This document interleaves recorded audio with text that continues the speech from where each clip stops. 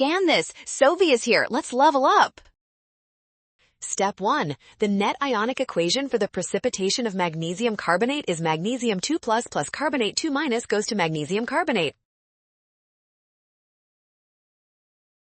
Spectator ions in the solution. Step 2. To demonstrate that ions such as sodium and nitrate are still present in the filtrate, an experimental technique like a conductivity test can be used. If the solution conducts electricity, it confirms the presence of dissolved electrolytes. Alternatively, evaporating the water to dryness would leave a solid residue of sodium nitrate. 2:1 cation to anion ratio, meaning the metal M must form a +1 ion.